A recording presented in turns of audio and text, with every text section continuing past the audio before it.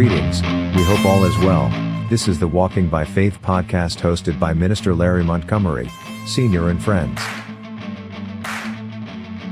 Genesis 1:1, KJV, states, "In the beginning was the Word, and the Word was with God, and the Word was God." And 2 Corinthians 5:7, KJV, states, "For we walk by faith, not by sight." While Romans 10:17, KJV, says, "So then faith cometh by hearing, and hearing by the word of God." Which brings us to Hosea 4:6, KJV, that states, "My people are destroyed for lack of knowledge." Welcome to another episode of the Walking by Faith podcast. I am your host, Minister Larry Montgomery, Sr. The sole purpose of this podcast is to present candid discussions about various words that are found in the Bible with an eye towards defining in the context of these troubled times, along with clarity, insight, commentary, and hopefully some revelation to interested listeners. This podcast is a presentation of the Montgomery Media Group.tv and can be found on most podcast platforms. Video presentations are available on YouTube, the African American Shopping Network channel. This show is sponsored by www.theauthor'scorner.online. Please like us and follow us on Facebook.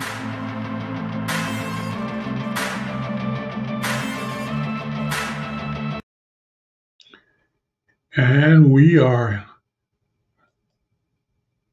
live. Yes, welcome to the show. This particular show is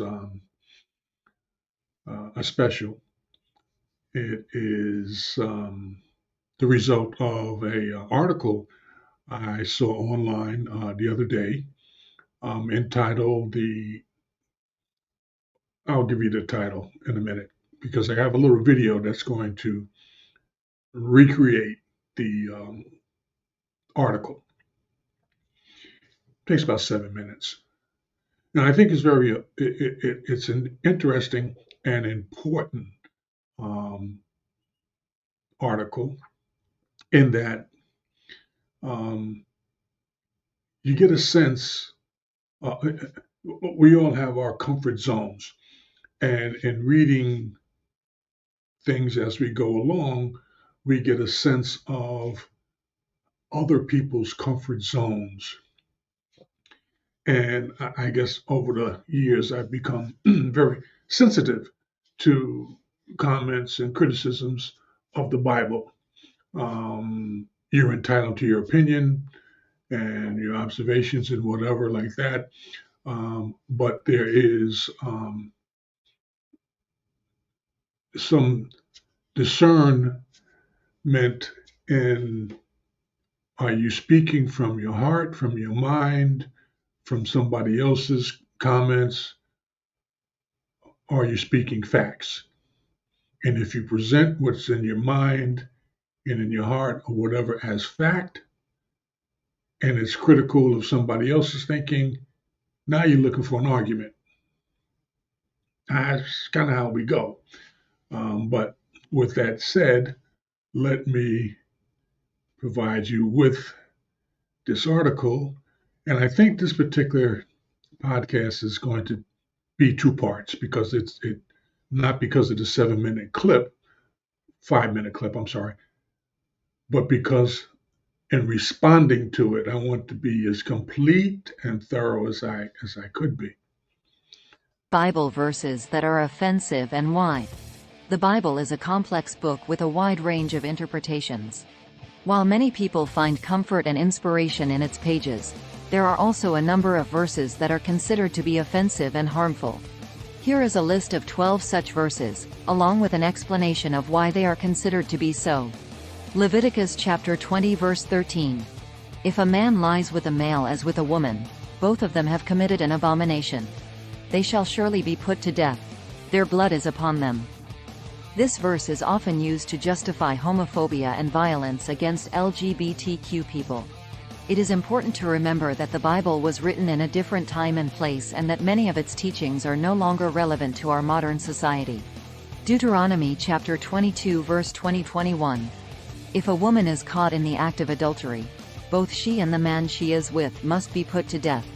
This is a law that must be obeyed throughout Israel. If a man seduces a virgin who is not engaged, he must pay the girl's father 50 pieces of silver and marry her. This verse is deeply offensive to women, as it suggests that they are less valuable than men and that their lives are worth less. It also promotes the idea that women are property to be owned by men. Numbers chapter 31 verse 17-18. Now kill all the boys. And kill every woman who is no longer a virgin. But all the young girls who are virgins keep alive for yourselves. This verse is incredibly disturbing, as it condones the rape and murder of women and children.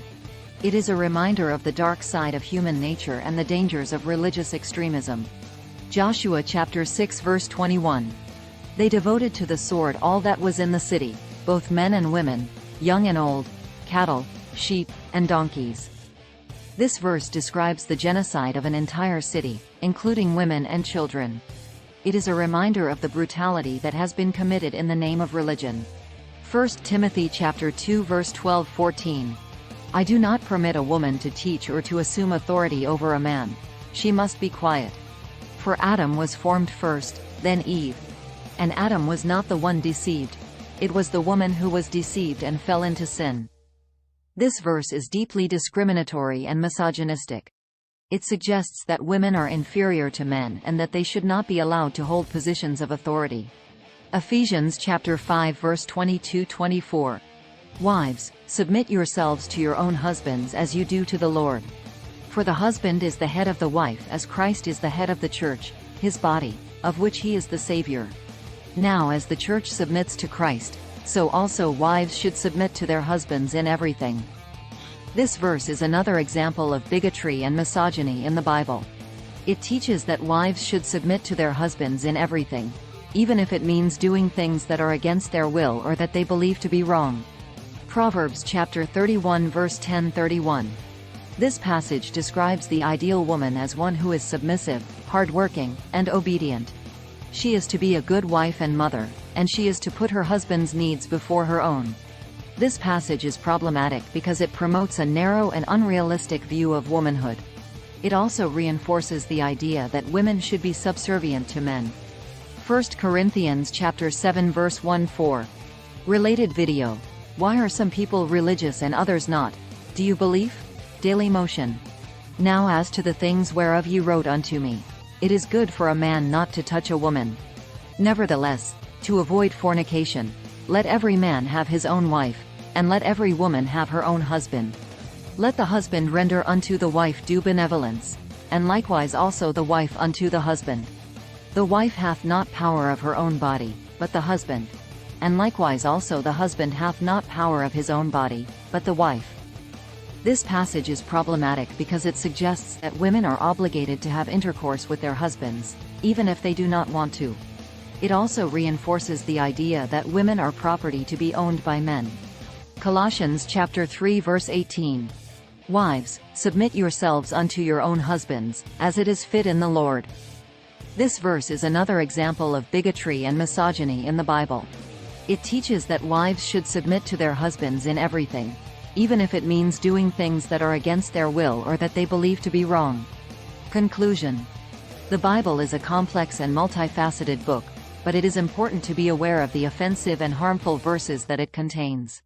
These verses can be used to justify violence, oppression, and discrimination. It is important to read the Bible critically and to be aware of the historical and cultural context in which it was written. We should also be mindful of the ways in which the Bible can be misinterpreted and used to justify harmful beliefs and behaviors. It is important to remember that the Bible is not a monolithic text, and there is a wide range of interpretations of its teachings. We should strive to read the Bible in a way that is inclusive and respectful of all people. We can also use the Bible to promote positive change. The Bible contains many messages of love, compassion, and justice. We can use these messages to challenge oppression and discrimination and to create a more just and equitable world. 9 Bible verses. Okay, let's see here. Okay, a lot to unpack there. Um, Starting with, I don't know where to actually start, but I'm going to start from the first criticism and go through that and conclude with what I believe should be the conclusion after reading such trash. Even though at the end it seemed as though the author was doing a sleight of hand type thing. You know, here are things that are in the Bible that are bigoted and misogynist or whatever she said. And then on the other hand, saying, well, you know, you should read the Bible critically and understand the time when it was written, and the society or the culture that it was written to, and so on and so forth, which, you know, is a bunch of baloney. Um, and yes, I am critical of it. I am certainly critical of it because from the beginning to the end, every criticism she puts across, and I say she because I know who the author is, um, that she offers up, is a half truth. And as we go through it, you'll see that when you read the verses that were selected, you'll see that they were taken out of context and then judged, as opposed to take the entire statement in the proper context, then critique it, and you don't have to judge it because it's not something that God intended to be offensive. I mean, really, when you start to look at this thing on the surface, who are we to criticize anything that God has spoken? We ourselves are merely creatures, His creation, from what came from His mind. I mean, you know, you got to get a hold of the big picture, not what's only the picture in your head when you start talking about God. If you can't understand the concept of God, whether you believe or not, it's an uphill battle for you. But for those of us who understand God and appreciate what He's done for us and understand our role and our place, it's a no brainer. It's something that is encouraging. It's something that every one of us would wholeheartedly accept when we start to think about the alternative. Now, I don't know anyone who has died and came back.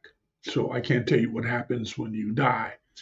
I can only give you information as to what most people who actually have read the Bible and have an understanding of it say. I can give you that, and I'll give you that at some point later on. But right now, from what we understand, Christian or not Christian, heaven and earth. Heaven being the place where God resides, and earth being where we reside until we die. And death, and most of the time taxes, are something that no one gets away from.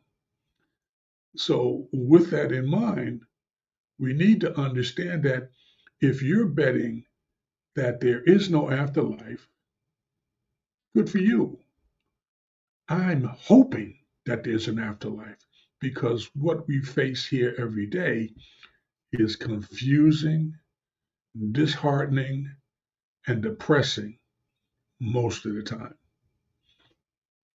So, if there is an afterlife and you choose at this point to continue to believe that there isn't one, that's your decision.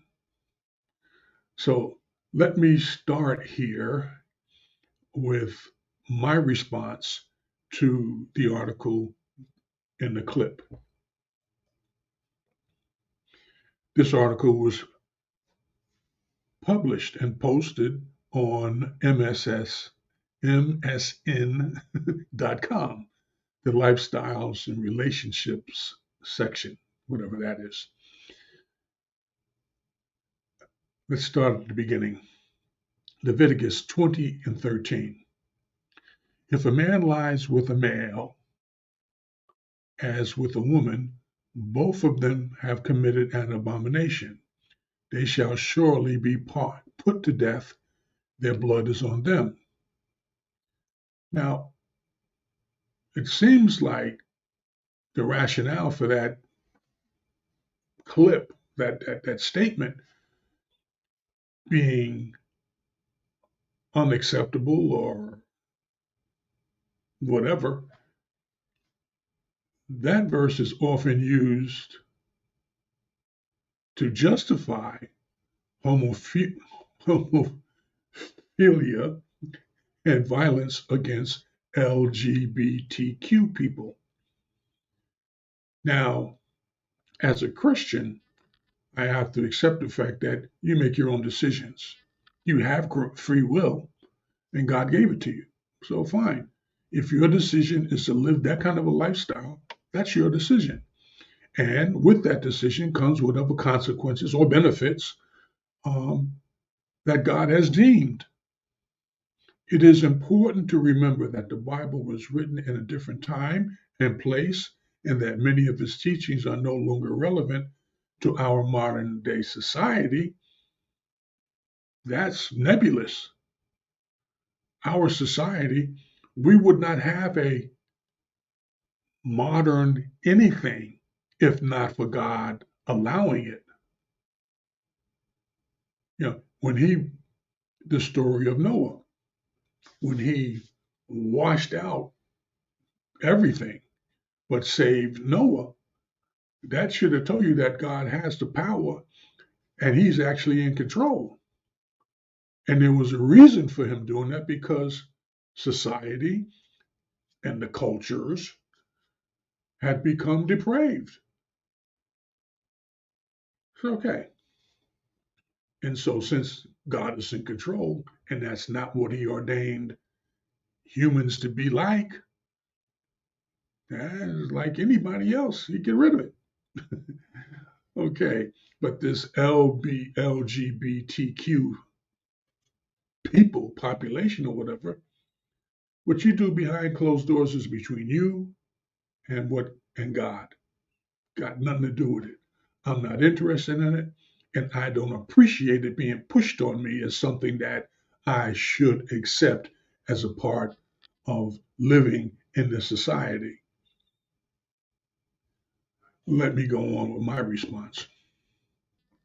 My comment.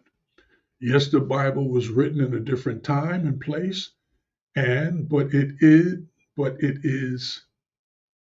it really no longer relevant to our society? Who is our and who is the society versus culture? Society refers to a group of people living together in a community with common traditions, interests, and institutions. Culture refers to the norms and social behavior found in a society, such as customs, habits, beliefs, and laws. I don't know what society this author lives in or how that so-called society came to being, nor do I know how this author was able to narrowly read that particular verse without vaguely comprehending who was speaking this verse. But God will not be mocked, I promise you. And I know he already has a special place for people who agree with the above discourse that author offered. Man was not created to lay down with another man as he does with a woman. Boom, that's life. First of all, that conduct is not natural as well as being ungodly. Second of all, what benefit is that kind of activity other than to disrespect the Word of God and embrace the enemy's calling? And we'll talk about this battle between good and evil, God and Satan. That's a whole, you're not ready for that conversation, but we will have it at some point in time in the future. Today's society has accepted the fact that some people have moved away from the word and will of God. Clearly, the writer of this article is among them. Many people find comfort in thinking that what other people celebrate or desire is good for them. That is far from the truth. What is good for one may not be good for another, no matter how many times you say it. The Bible tells us what is good based on what God has created man and woman for. Nothing else matters, especially for us who look forward to meeting our Maker and being with Him for eternity. Duh. Now, let's move on to, I'm getting a little emotional, but, I'm going to try to hold it down here. Deuteronomy 22:20-21. If a woman is caught in the act of adultery, both she and the man she is with must be put to death. This is the law that must be obeyed throughout Israel. If a man seduces a virgin who is not engaged, he must pay the girl's father 50 pieces of silver and marry her. This verse is deeply offensive to women, as the author puts, as it suggests that they are less valuable than men and that their lives are worth less. It also promotes the idea that women are property to be owned by men. I hold on one second here. This verse is deeply offensive to women as it suggests that they are less valuable than men and that their lives are worthless. I just want to repeat that so I kind of get that in my head. But my comment to that, or response to that statement, if a woman is caught in the act of adultery, both she and the man she is with the man she is with must be put to death. Clearly, the author overlooked the premise of the statement. If a married woman and or a married man is caught in the act of adultery, both she and the man she is with must be put to death. That's how I read it. Interestingly enough, God has not only given both man and woman free will, yet He encourages self-control when it comes to living a Christian life. Self-control is a good thing, and if one is unable to control their desires, then one should consider going to God for help in that area. In the verse, it is clear that one or both of these two adulterers is married to someone else, whom the author somehow chose to overlook or merely discount. Marriage was created and ordained by God as a relationship between a man and a woman. And while both the man and the woman have pledged to be faithful to one another, as is the standard for marriage in the case of adultery, one of them or both of them have disregarded their commitment to the other, their spouse, for a few moments of lustful, selfish enjoyment. Lust is a problem that will destroy any trust that one's partner relies on in a marriage from the other partner. When the, one second here, let me clear my throat. Okay. When the marital trust is broken, for one reason or another, all trust is broken. The emotional pain associated with a broken trust cannot be underestimated, and the subsequent response to that broken trust may not be calculable or easily mended, because the mending process requires the breaker of the marital trust to demonstrate self-control. If you cannot control yourself, then who is safe around you?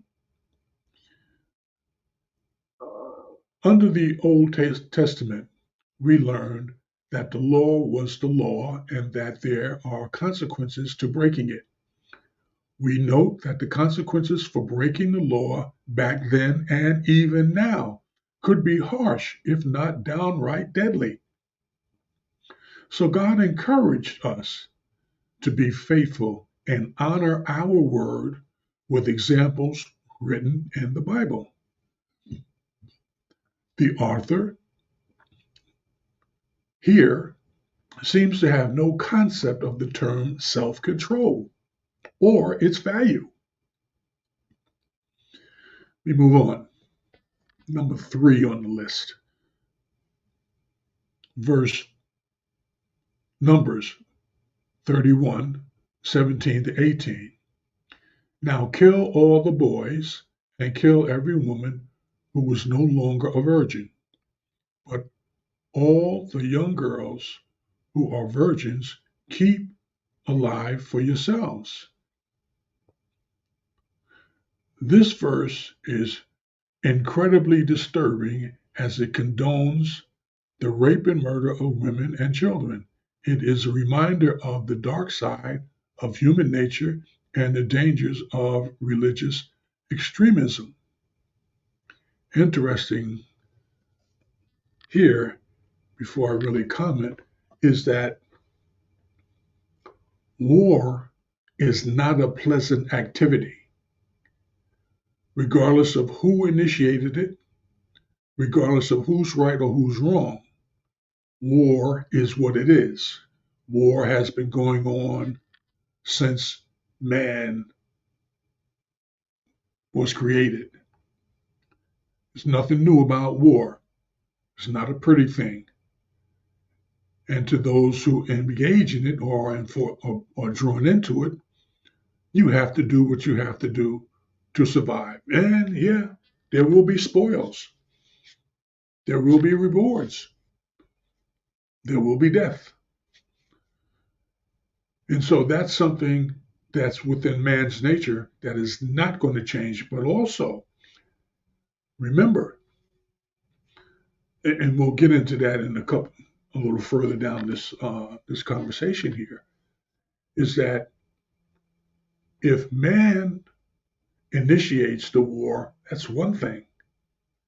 But if God instructs one to go to war, that's a whole different ball of wax. Okay? God is sovereign. God is in charge. We are his people. We are his creation. If he says jump, I'm not even asking how high. I'm just going to jump. But if man says jump, if I'm interested, I might ask how high.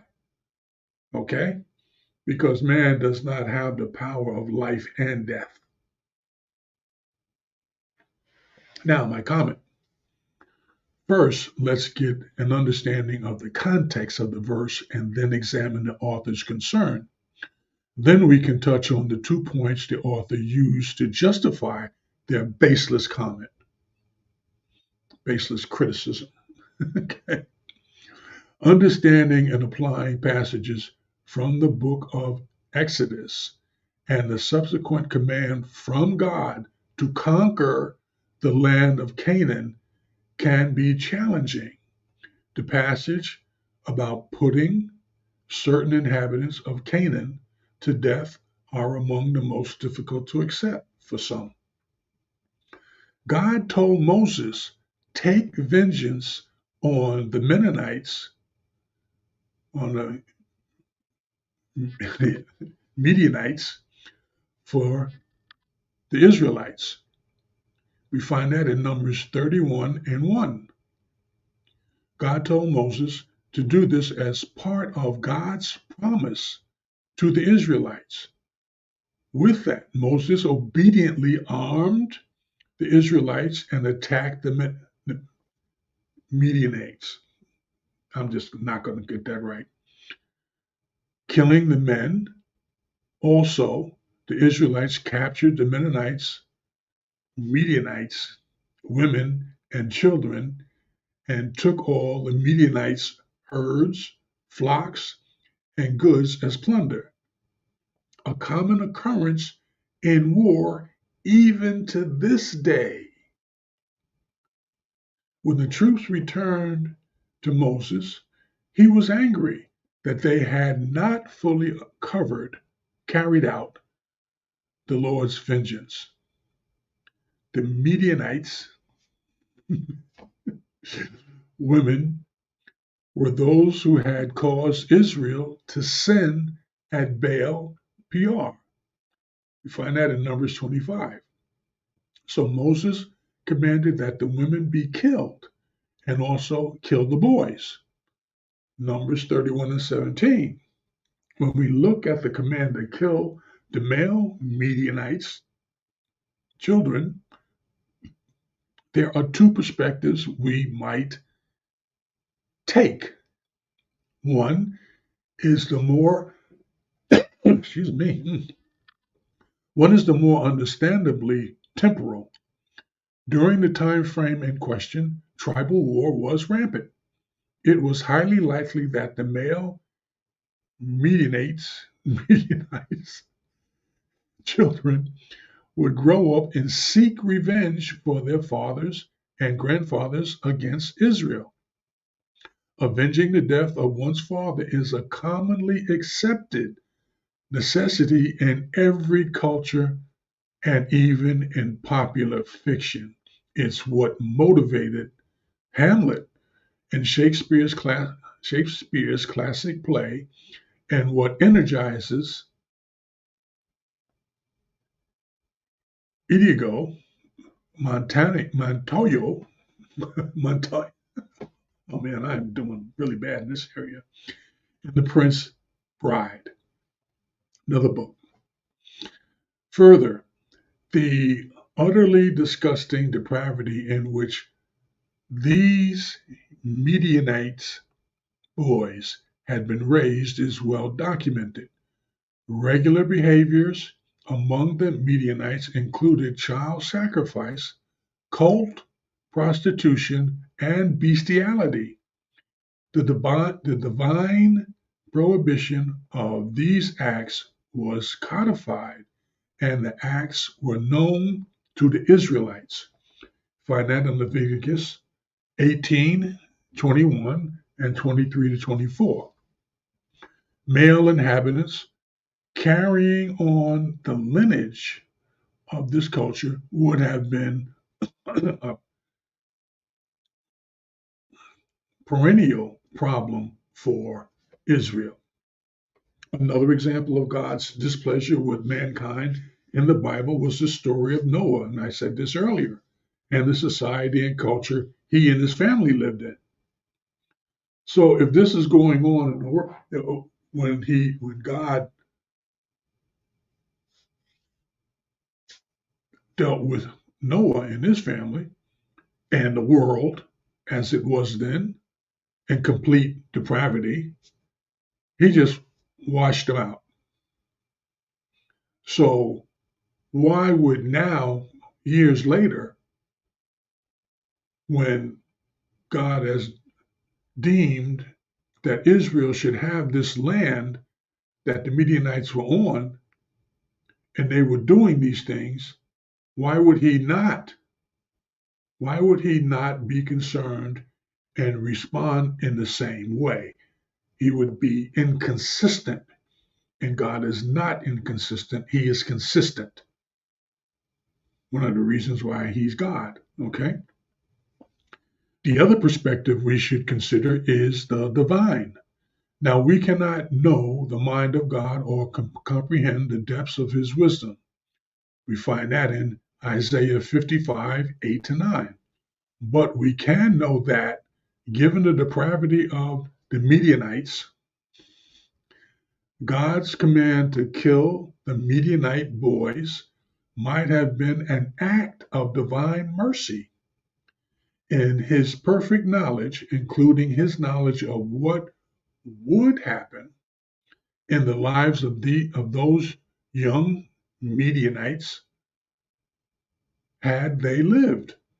It's possible that God brought them to himself before they had the opportunity of choosing to reject him. It is highly possible that, had these males grown to maturity, they would have embraced the wanton rebellion and idolatry of their fathers.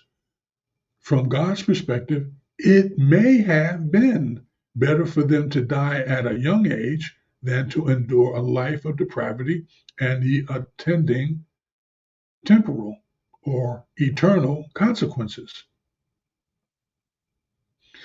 In all this, we must remember that God is goodness. He is not simply a good moral agent like humans are commanded to be. He is not beholden to or measured by a standard outside of himself. We cannot look at God's actions as being in any moral category like human actions. God is not a man. You find that in Numbers 23 and 19. The very nature of God is such that he cannot do evil. The Lord is righteous in all his ways. Psalm 145 and 17.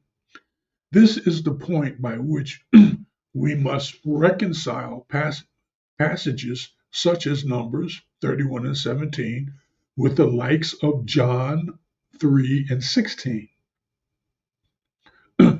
Moreover, a major mistake we sometimes make is to think that our lives are our own.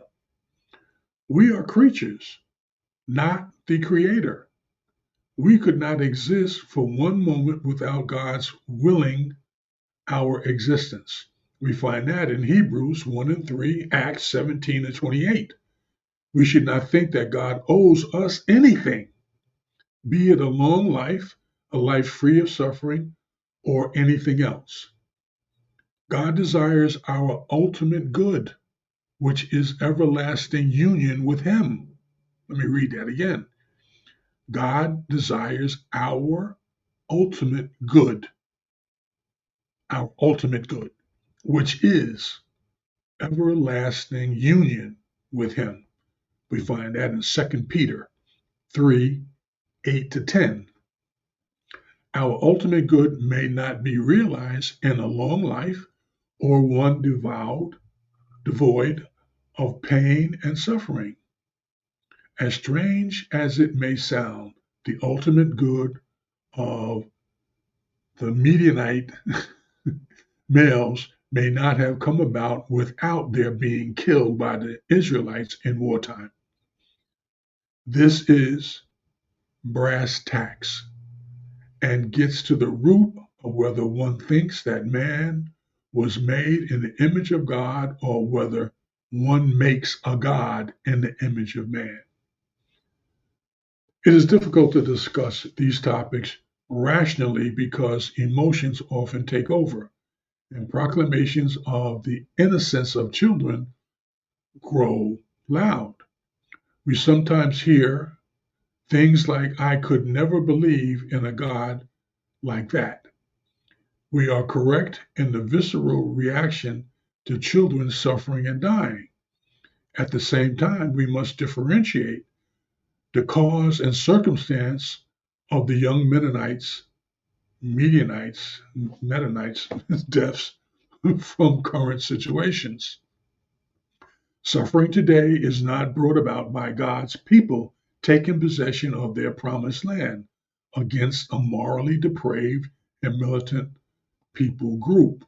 Also, we are profoundly incorrect when we start embracing notions like, if I were God, I certainly would not have done that.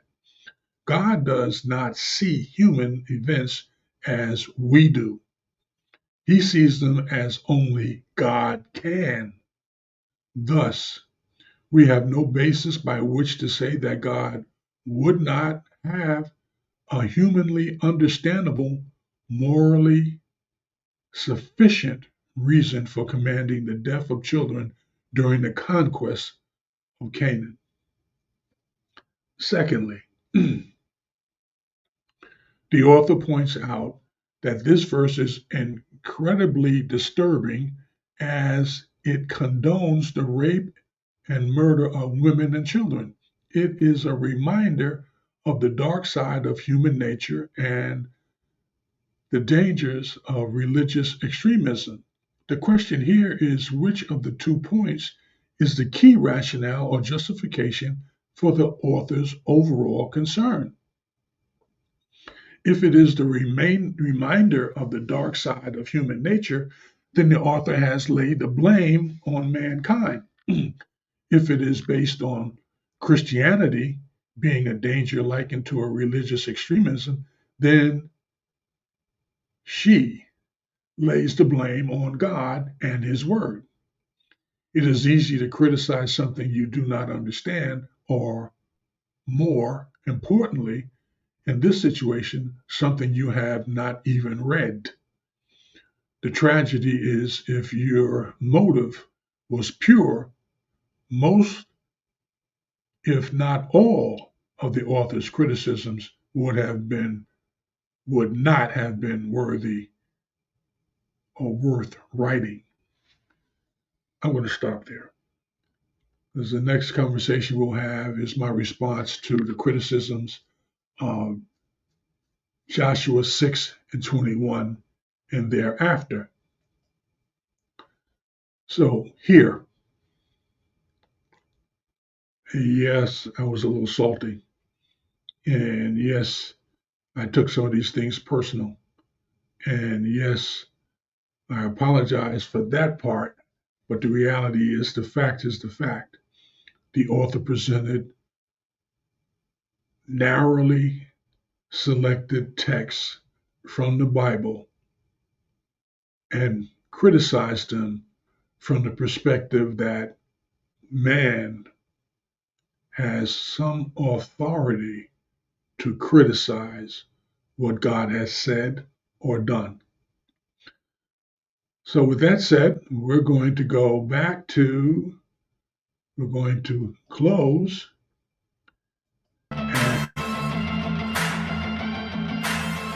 Thanks be to God. You have been listening to another episode of the Walking by Faith podcast hosted by Minister Larry Montgomery, Sr. and friends.